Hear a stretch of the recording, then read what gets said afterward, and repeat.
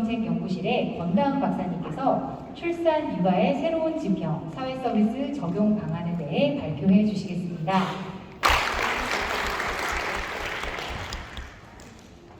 안녕하세요. KBR 경제정책대학원 민주정책연구실 권다은입니다. 저출산 시대의 사회서비스 대응 전략을 모색하는 이 시의 적절하고 뜻깊은 자리에서 발표를 맡게 되어서 매우 영광으로 생각하고 있고요. 저는 오늘 사실 PPT 자료를 64페이지 정도 준비를 했는데 시간이 지체되어서 발표를 좀 줄여달라는 부탁을 받아서 최대한 주어진 시간 내에 발표를 마칠 수 있도록 설명을 좀 자세한 설명을 지나갈 수 있는 부분을 지나가면서 설명을 드리도록 하겠습니다. 앞에 주제 발표에서 장인주 박사님께서 세종시의 인구 현황에 대해서는 굉장히 체계적으로 잘 분석해 주신 내용을 잘 들으셨으니까 세종시의 인구 현황에 대해서는 이제 들으셨는데요. 제가 발표드릴 내용은 조금은 다른 각도와 층위에서 접근한 내용이라고 이해해 주시면 되겠습니다. 통계와 숫자로 세종시의 인구 현황을 좀 확인해 보았다면 숫자 이면에 있는 개개인의 삶의 모습은 어떻게 나타나는지 저는 거기에 조금 더 중점을 맞춰 보았습니다. 한국인의 삶의 질에 대한 얘기로 먼저 시작하고 싶은데요. 한국이 단기간 내에 급속도로 경제 발전을 이룬 것과 대조적으로 삶의 질에 있어서는 세계 순위에서 하위권에 머물러 있다는 것이 잘 알려져 있습니다. 특히 한국인의 삶의 질을 영역별로 나눠서 살펴보면 주요 국들과 비교해 보았을 때 보시면 공동체, 환경, 삶의 만족도, 소득, 일과 삶의 균형에서 특히 취약한 것으로 나타나고 있는데요. 공교롭게도 제가 세종시에서 조금 더 주목했던 부분이 바로 공동체, 환경, 그리고 일과 삶의 균형과도 연관된 남녀의 육아 참여 현황 이런 것들이어서 이것이 시사하는 바가 저는 있다고 생각을 하고요. 아까 시장님께서도 설명하셨듯이 그리고 앞선 발표와 축사에서도 계속 언급되었다시피 세종시의 출산율은 17개 시도 가운데 가장 높지만 또 최근에는 하락하고 있는 추세입니다.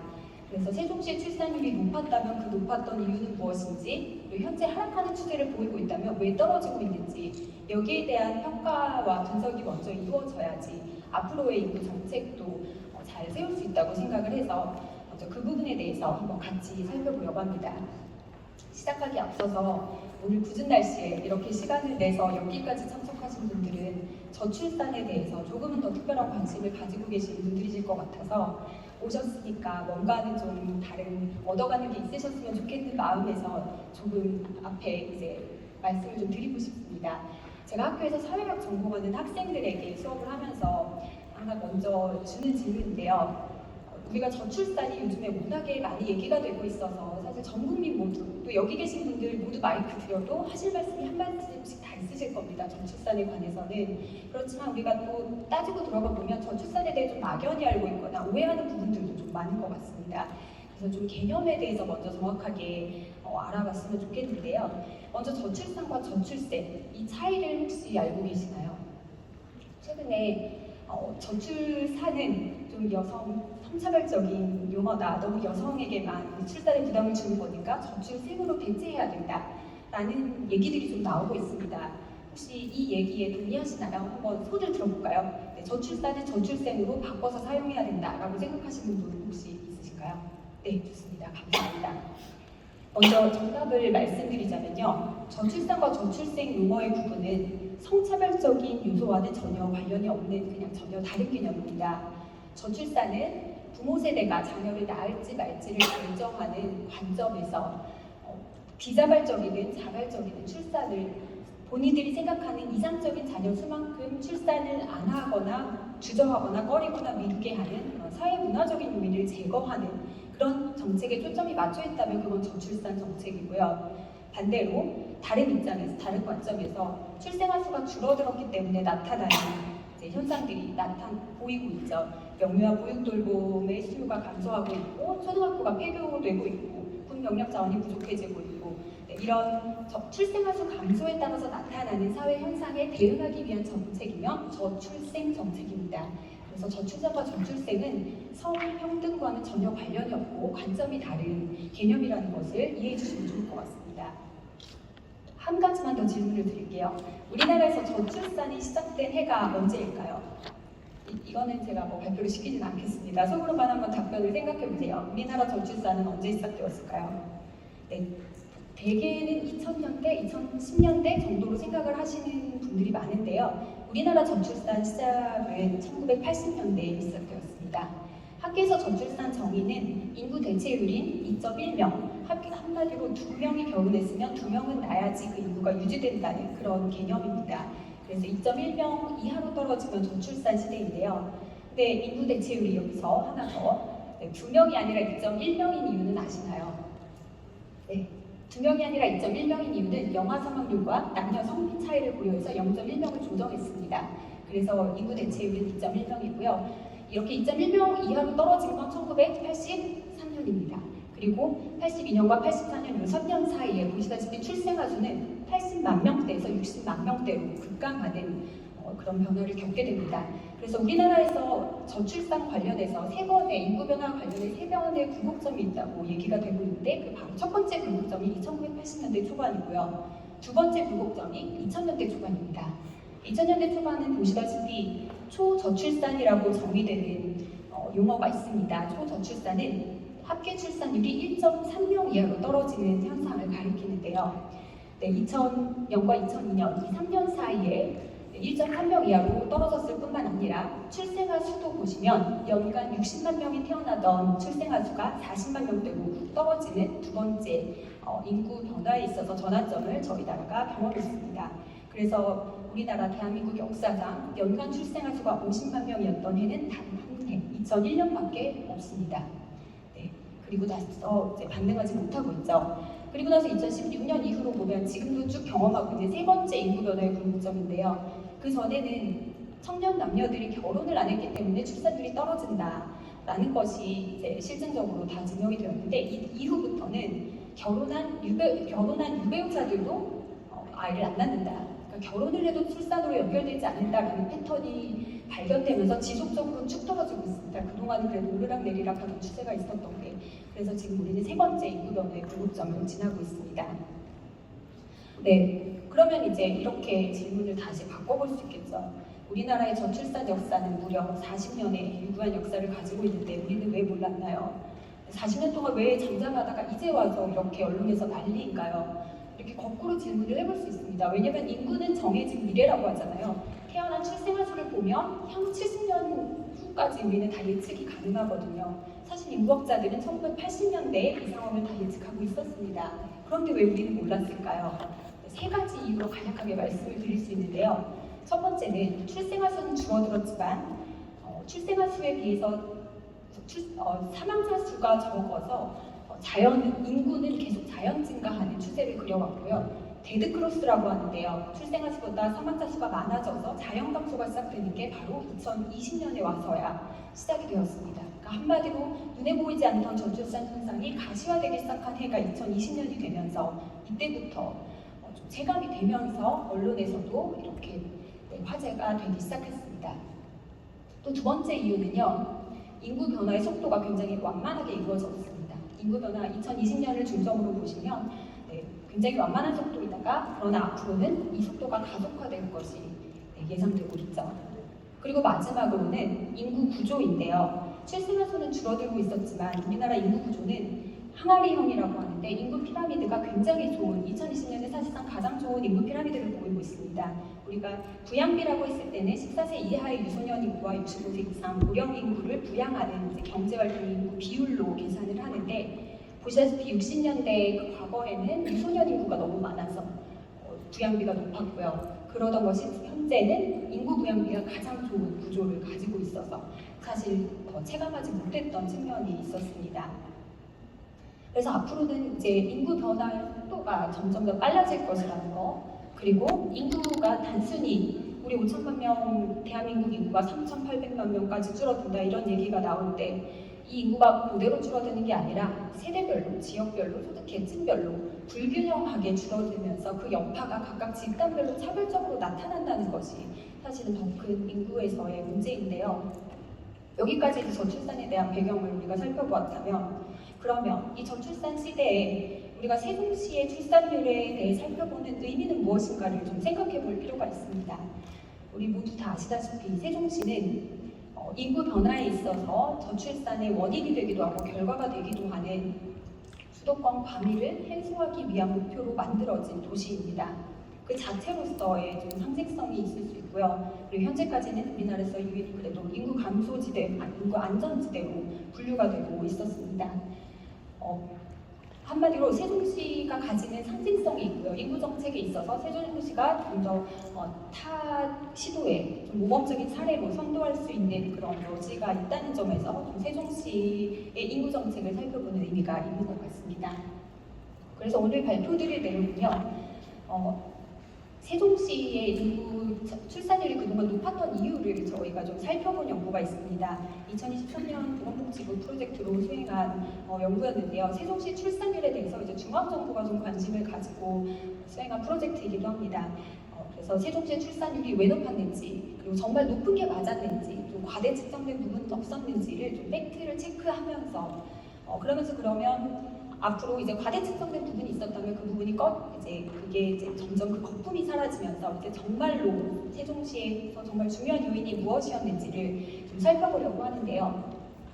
그러면서 현재 인구 현황과 앞으로 미래 대안을 좀 제시해 보려고 합니다. 네, 먼저 이제 세종시의 출산율 이렇게 보시다시피 아주 예외적으로 높은 2015년 이후로 세종시만 이렇게 높은 아웃라이어 상황을 보이고 있는데요. 세종시 높은 출산율에 대해서는 다들 그냥 이렇게 생각하시는 것 같습니다. 공무원이 많으니까, 그리고 신혼부부 유입이 많았으니까, 주택 임대료 싸고 신축 아파트 많으니까, 우리가 흔히 생각할 수 있는 이런 카더라라는 가설들이 굉장히 많은데 이런 가설에 대해서 실질적으로 분석한 연구들은 좀 제한적이었던 것 같고요. 그런 차원에서 저희가 살펴본 것은 이게 정말 신혼부부 유입 효과인가, 정말 주택 가격 효과일까, 정말 실업 경제 상황 효과일까라는 물음들입니다. 그래서 이 첫 번째 그래프를 보시면 왼쪽에 있는 게 주택 임대료 대비 이제 출산율인데요. 전국 17개 시도 단위에서 살펴보았을 때 주택 임대료 비율이 소득에서 높을수록 합계 출산율은 낮아지는 음의 상관관계가 뚜렷하게 나타나고 있고요. 시도 단위에서 실업률이 높은 도시일수록 출산율도 낮은 음의 상관관계가 보입니다. 그런데 이 평균적인 회귀선에서도 세종시는 따로 위치해 있죠. 이걸 경제학에서는 아웃라이어라고 하는데요. 예외 상황이라는 겁니다. 즉 평균적인 이 부분으로만 다 설명이 되지 않는다는 거죠. 물론 이걸로도 설명은 되지만 일정 부분 이외에 다른 요인이 또 있다는 걸 보여주고 있습니다. 그리고 또 하나, 신혼부부가 많이 들어왔으니까 출산율이 높았다. 이 얘기는 거꾸로 말하면 이제 신혼부부 유입이 줄어들면 출산율도 낮아진다는 얘기가 됩니다. 이걸 통제하기 위해서는 이제 출산 계획이 있거나 의향이 있는 신혼부부들의 그 기간 효과를 통제하는 이제 템포 효과라고 하는데요. 템포 효과를 통제한 조정 합계 출산율로 계산해보는 방식이 있습니다. 그래서 합계 출산율을 재계산해 보았는데 여전히 세종 출산율이 높다. 물론 일정 부분은 그 부분으로 설명이 됩니다. 그래서 지금 합계 출산율이 떨어지고 있는 이 상황은 아마도 이제 신혼부부 유입이 감소하는 데에서 그만큼의 과대 측정된 부분만큼이 이제 사라지면서 나타나는 형상일 것이라고 유추해 볼 수 있고요. 끝으로는 이제 인구 이동, 이것도 마찬가지로 인구 유입과 관련된 것인데 합계 출산율 계산 방식에 부모의 여성의 수가 들어갑니다. 그래서 여성이 예를 들어 일자리를 찾아 대도시로 많이 떠나면 부모가 커지기 때문에 합계 출산율이 떨어지는 효과가 있습니다. 그래서 그 지역 간의 성비 차이가 합계 출산율에 영향을 미치는데요. 이 차이를 통제하기 위해서 일반적으로 우리가 쓰는 여성 기준 합계 출산율이 아니라 남성 기준 합계 출산율로 재계산을 해보았을 때도 세종시의 합계 출산율은 약간은 떨어지지만 여전히 높은 수준으로 나타나고 있습니다. 그래서 종합해보자면 세종시의 합계 출산율이 높았던 것은 그동안 이렇게 얘기되던 대로 신혼부부 유입이라든지 직장이라든지 주택 임대료라든지 이런 부분으로 설명되는 부분도 분명히 있고요. 그래서 현재 다시 떨어지는 추세로 들어가는 것은 아마도 이제 그렇게 과대 측정된 부분들이 이제 그 효과가 사라진 것일 텐데요. 하지만 그 외에 다른 요인이 분명히 있다라는 것입니다. 저희 연구진이 이제 또 주목을 했던 부분은 무엇이냐면요. 세종시의 하드웨어적인 인프라가 있다면 그 하드웨어 안에서 소프트웨어가 어떻게 작동했는지 예를 들어 그 하드웨어를 인프라를 기반으로 해서 사람들의 관계 맺음이 어떻게 나타나고 사람들의 육아에 대한 만족도나 참여도나 이런 그리고 남녀 간의 성별 분업이 어떻게 이루어지는지 이런 것에서 좀 다른 모습이 있지 않을까라는 점을 착안을 해서 좀 더 집중적으로 분석을 해보았습니다. 그래서 분석한 방식을 크게 세 가지로 나누어 볼 수 있는데 첫 번째는 저희가 인프라 현황을 좀 행정 자료로 좀 구축을 해서 인프라 분석을 하는 게 있고요. 또 하나는 설문조사를 시행했습니다. 그래서 세종시에는 여성들을 대상으로 설문조사를 해서 이제 양적 분석을 시도를 했고 또 하나는 FGI를 통해서 설문조사로 다 파악할 수 없는 그런 세부 이야기들을 좀 더 들어보았는데요. 이게 첫 번째 인프라 구축입니다. 그래서 보육 돌봄, 교육, 공원 녹지, 문화여가 교통안전 보건의료 6가지 영역으로 나눠서 5A 프레임으로 저희는 분석을 해보았습니다. 한마디로 절대량의 그 수만 본 것이 아니라 실제로 접근은 어떻게 할 수 있는지 그리고 그 수요에 따라서 분야별, 그 특화된 수요별로 적정 공급량이 이루어지고 있는지 가격 적정성은 어떤지 그리고 실제로 이용해본 사람들의 만족도는 어떤지 이렇게 5가지 차원으로 나누어서 살펴보았고 앞에서 장인수 박사님께서 발표해 주셨던 것과 사실은 같은 동일한 결과라고 보시면 되는데요. 보육 돌봄과 공원 녹지, 안전에 있어서는 세종시가 매우 우수한 것으로 평가가 됐고요. 그러나 교육이나 문화, 의료 면에서는 개선이 필요하다라는 결과를 얻을 수 있었습니다. 사실 좀 더 이렇게 방대한 자료들이 굉장히 이제 인프라 구축이 많지만 뭔가 지명상 요약본만 공유해드렸고 이런 개별 사례도 참고해 보시면 될 것 같습니다. 그래서 말씀드렸다시피 세종시의 육아 출산 관점에서 이렇게 잘 갖추어진 인프라, 이 하드웨어를 바탕으로 해서 소프트웨어는 그러면 어떻게 이루어졌냐? 네, 그래서 두 번째가 바로 공동체 문화인데요. 우리 다 어른들 그런 말씀 하시잖아요. 옛날에는 동네에서 아이들 다 키웠는데 요즘에는 이렇게 다들 아이 하나 키우는데 온 마을이 필요하다 이런 말씀들 많이 하시잖아요. 이런 공동체 문화, 공동육아가 사라진 것이 육아를 힘들게 한다.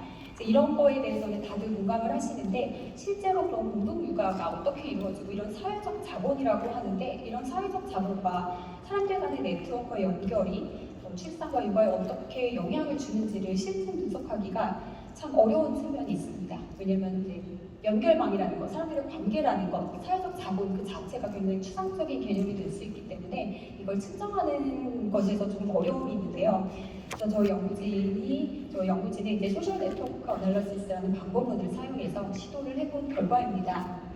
그래서 시간 관계상 너무 자세한 기술적인 말씀을 드리기는 쉽지 않을 것 같지만 결론만 이렇게 보여드리자면 세종과 서울을 비교를 해보았고요. 유치원을 선정해서 아이들 간의 관계가 학부모의 관계로까지 확대되는지 아이들 간의 관계는 어떻게 형성되고 부모들의 관계는 어떻게 형성되는지를 분석한 결과입니다. 이건 단순한 그냥 심플한 기술 분석인데요. 여기서 이제 짙은 색이 세종시, 옅은 색이 서울입니다. 그래서 보시면 그냥 단순히 그냥 빈도수죠. 친구들을 사귀는 그 명수나 그 비율만 봐도 세종시가 서울에 비해서 더 높이 나타나고 있고요. 그리고 이거는 관계망이 형성되는 걸 노드와 엣지라고 이제 그림으로 시각화한 이제 분석 결과입니다. 세종시와 서울시가 눈으로 보시기에도 세종시에서 조금 더 촘촘하게 연결되어 있고 더 많이 클러스터 되어 있다는 걸 직관적으로 보실 수 있을 것 같은데요. 아까는 아이들 간의 관계였다면 여기는 부모들 간의 관계입니다. 즉 유치원이나 이런 기관을 통해서 아이들끼리 형성된 관계가 부모의 관계까지 발전을 했는지 서로 어려움을 나누고 육아 고민을 나눌 수 있는 관계까지 발전할 수 있는지를 살펴본 관계망 결과이고요. 이거 보시기 조금 어려우시겠지만 이제 별로 보시면 됩니다. 이 노란색 셀에 별이 뜨면 통계적으로 유의하다라고 이제 해석을 하실 수 있는데 왼쪽이 세종, 오른쪽이 서울입니다. 별이 왼쪽에 떠 있는 게 보이시죠? 오른쪽은 별이 안 떠 있고 한마디로 세종에서 유의하다. 세종에서는 아이들의 관계가 더 확장되고 이런 네트워크 연결이 확장되는 확장성이 세종에서는 나타났다. 이렇게 해석하시면 됩니다. 그럼 왜 세종에서는 이렇게 커뮤니티 형성이 잘 이루어졌을지에 대해서는 첫 번째는 일단 이주민으로 구성되어 있어서 다들 좀 커뮤니티 형성에 대한 욕구가 좀 높게 나타나는 것으로 보였고요. 주변에 가까이 친정 부모님이나 육아를 도와주실 가족이 없다는 것 때문에 서로 의지하는 측면이 있었는데 더 중요한 건 사실 이거겠죠. 이런 잘 갖추어진 인프라가 이런 기회를 더 많이 제공했다는 점, 이 점이 어떻게 보면 우리가 좀 더 주목해야 되고 좀 정책적으로 좀 확산할 수 있는 모범 사례가 될 수 있지 않을까 싶습니다. 그리고 이제 세 번째가 남성의 육아 참여 문화인데요. 실제로 이렇게 말씀 들어보면 주변에서도 어린이집, 유치원 등하원 시간에 아빠들이 등하원 시키는 경우를 참 많이 봅니다. 그리고 학부모 참관 수업에도 남성들의 아빠들의 참여도가 유독 높이 나타나는데요. 이런 것들도 또 보편적인 문화로 이제 자리 잡을 때 서로의 학습 효과, 또래 효과도 나타날 수 있고요. 또 저희가 수행한 설문조사에서도 이제 내가 담당하는 비율입니다. 배우자에 비해서 이제 100% 중에 내가 몇 프로를 담당하느냐라고 했을 때 세종시가 빨간색인데 50%가 공평하게 분담하는 게 되겠죠. 공평하게 분담하는 비율이 세종시가 더 높고 그리고 더 남성이 더 많이 하는 것은 전국에 비해서 세종에서 좀 더 성평등하게 가사분업과 이제 육아 분담이 이루어지고 있다는 것을 아실 수 있습니다. 그래서 라떼 파파라는 말 혹시 들어보셨나요? 라떼 파파. 네, 라떼가 뭐냐면 커피입니다. 커피고요. 파파는 아빠인데요. 스웨덴에서 아빠들이 육아휴직 쓰고 커피 한 잔 들고 이렇게 아이들 유모차 끄는 그 문화가 보편화되어 있다고 해서 우리나라 언론에서 주목을 받은 적이 있는데 남성의 육아 참여가 출산에 긍정적인 영향을 준다는 것은 학계에서 아주 잘 알려져 있는 사실이고 또 그 문화가 확산될수록 나중에는 출산율도 반등할 수 있다라는 것은 학계에서 공통적으로 다 확인이 되고 있는 사실인데 이것에 있어서 좀 세종시가 좀 선도적인 역할을 할 수 있지 않을까 기대를 해봅니다. 시간이 많이 남지 않을 것 같아서 제가 이 부분은 아까 장민수 박사님께서 설명해 주신 그 인구 특성과 현안으로 좀 가름을 하고 좀 넘어갈까 하는데요. 그래도 한 가지만 좀 저희가 눈여겨볼 건 세종시의 신혼부부 학력 구성을 보면 전국 대비 대졸 남녀 이 경우가 더 높다는 거, 한마디로 조금 고학력이라는 것이고요. 신혼부부가 그리고 신혼부부의 95.3%가 아파트에 거주하고 있다는 거. 그리고 평균적으로도 고소득이고 고소득인 부부의 비율이 좀 높다는 거, 이거는 조금 눈여겨볼 만한 것인 것 같습니다. 그리고 계속 나오다시피 저출생이 이제 예상되고 있으니까 저출생에도 대비한 인구 정책이 필요하다는 것이고요. 저는 또 이제 국내 인구 이동 통계를 전입 사유별로 이렇게 살펴보았는데 세종시에서 다 순유입은 직업가족주택 이렇게 다 들어오는데 유일하게 유출이 일어나는 사유가 바로 교육이죠. 사람들이 가족이나 보육 때문에 들어왔다가 교육 때문에 나가는 도시가 현재 세종시의 현황이라고 보면 되고요. 기관에 대한 만족도 또한 보육, 돌봄에서는 굉장히 높다가 아동의 연령이 높아질수록 초등학교, 중고등학교로 갈수록 만족도가 떨어지는 게 저희 설문조사에서도 이렇게 확인이 되었습니다. 그래서 가장 중요한 이제 오늘의 핵심일 것 같은데요. 세종시의 사회 서비스 정책이 어떤 방향으로 나가야 되냐인 것 같습니다.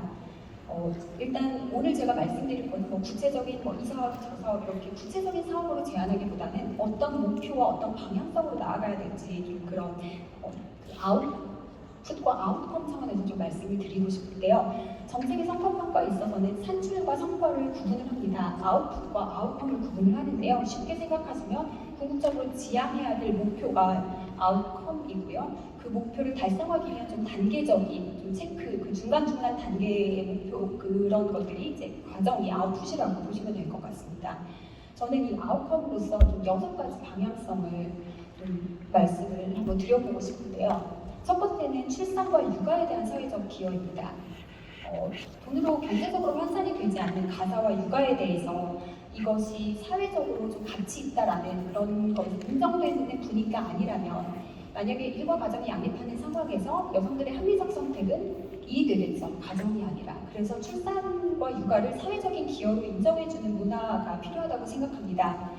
신혼부부 통계를 보면 세종시 신혼부부 중에서 맞벌이 비율이 전국에서 가장 높습니다. 그런데 또 재밌게 그 연령대를 좀 확대해서 15세에서 54세 전체 기혼 여성을 대상으로 보면 세종시의 경력 단절 여성 비율이 전국에서 또 가장 높습니다. 그러니까 한마디로 맞벌이도 가장 높고 경력 단절 여성도 가장 높은 도시가 동시에 세종시입니다. 경력 단절 여성 중에서는요, 일을 조금이라도 하고 싶어하는 여성들이 상당히 많습니다. 아이를 보내놓고 조금이라도 경제활동을 하고 싶어하는 여성들이 굉장히 많은데 좀 이러한 여성들에 대한 정책은 조금 배제되지 않았나 이런 현재 일자리를 지키고 있는 그래서 지금 일을 하고 있는 여성들을 위한 정책은 많이 고민이 되고 있는데 한번 트랙에서 벗어난 경력단절 여성에 대해서는 어떻게 한번 아웃이면 영원한 아웃인 것 같은 좀 그런 느낌을 받을 때가 많습니다. 그래서 경력단절 여성에 대한 논의가 조금 더 깊은 고민이 있어야 되지 않나라고 저는 생각을 합니다. 그리고 두 번째는 다자녀 가구에 대한 정책적 지원입니다. 제 주변에 보면 그리고 이제 통계를 보셔도 세종시에는 다자녀 가구가 좀 많습니다. 말씀드린 다자녀 가구는 2명뿐 아니라 3명, 4명까지도 포함을 하는데요. 이분들이 밖에서 듣는 가장 많은 말이 당신 또 애국자가 라고 합니다. 근데 본인은 한 번도 애국자라는 표현을 이렇게 느껴본 적이 없다고 합니다. 물론 한 자녀, 두 자녀도 다 우리가 정책적으로 해줘야 되지만 사실 세 자녀, 네 자녀 그렇게 많은 비율이 아니라면 얼마든지 정책적으로 해줘도 사실 큰 돈 들이지 않고도 어떻게 보면 정책 효과를 볼 수 있다는 얘기거든요. 실질적으로 그분들이 나 진짜 애국하고 있구나라는 그걸 체감할 수 있으려면 좀 세 자녀 이상에게도 좀 차별적으로 뭔가 우대하는 파격적인 우대가 있어야 되지 않을까 저는 생각합니다. 가장 실질적으로 체감할 수 있는 분야는 그리고 자녀 교육이 아닐까 생각합니다. 그리고 이제 세 번째가 아까 말씀드렸다시피 남성의 가사육아 참여 문화인데요. 이렇게 인터뷰를 해보면 정부의 저출산 정책 중에 현금 지원과 서비스 지원에 대해서 이렇게 물어보면 현금 지원이 의외로 소소한 도움이 된다라고 표현하시는 분들이 많습니다. 현금 지원 정책이 예를 들어 양육수당 10만 원씩 나오는 것들이 소소한 지원밖에 안 되는 이유는 바로 다른 데서 다 세기 때문인데요. 이제 그건 이따가 말씀을 드리겠지만 현금 지원은 소소한 도움이 되지만 돈으로 환산할 수 없는 도움이 바로 남편의 육아 참여라고 합니다. 남편이 육아를 참여하려면 사실 아빠의 정체성과 역할이 형성되는 육아 초기에 육아를 경험하는 것이 굉장히 중요하다는 것도 역시 학계에서 공통적으로 지적이 되고 있고 그래서 그러기 위해서 육아휴직을 확대한다는 것이 이번 저출산 대책 정부의 중점 사업이기도 한데요. 육아휴직의 목표를 설정한다면 사실 그게 가능한 도시는 제가 보기엔 세종시가 1순위가 아닐까 싶습니다. 왜냐하면 정부기관과 공공기업이 많기 때문에 세종시야말로 기업별 남성 육아휴직 목표를 좀 설정할 수 있지 않을까. 그런데 여기까지만 얘기하면 안 됩니다. 왜냐하면 사실 구조적으로나 실질적으로 남성 육아휴직을 사용할 수 없는 중소기업과 직종들이 훨씬 더 많기 때문입니다. 그래서 일괄적으로 강제적으로 남성 육아휴직 목표를 설정해라라고 하면 그건 틀린 정책이고요. 이 부분이 저는 더 중요하다고 생각합니다. 실질적으로 사용할 수 없는 중소기업과 그런 직종들에 대한 정말 그에 상응하는 좀 대안과 정책이 필요할 것인데요. 여기에 대한 아이디어들은 조금 더 구체적으로 면밀히 검토해서 좀 더 만들어낼 필요가 있다고 저는 생각을 합니다. 그리고 이제 아까 말씀드린 대로 현금 지원이 이게 소소한 도움이 되는 소소한 도움밖에 안 되는 이제 중요한 이유가 바로 다 줄줄 새는 데가 있어서 그런데요. 공교육 강화가 중요하다는 것은 다 동의를 하실 텐데 저는 좀 영유아 공교육을 좀 말씀드리고 싶은 이유가 세종시는 유치원이 100% 국공립입니다. 다른 도시들은 다 부러워하는 국공립이 사실 허점이 있습니다. 국공립에서 한글 교육을 금지하고 있는 거 혹시 아시나요?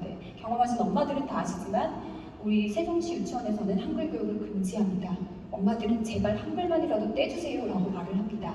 물론 요즘엔 유치원 원장 선생님 재량으로 조금 개별적으로 이렇게 몰래 하는 유치원들이 있지만 이건 좀 역효과를 가지고 오지 않나. 아이들의 놀이권을 보장하면서도 한글을 떼줄 수 있는 방법은 참 많은데 너무 좀 일괄적인 정책의 그런 역효과가 아닐까 생각을 합니다.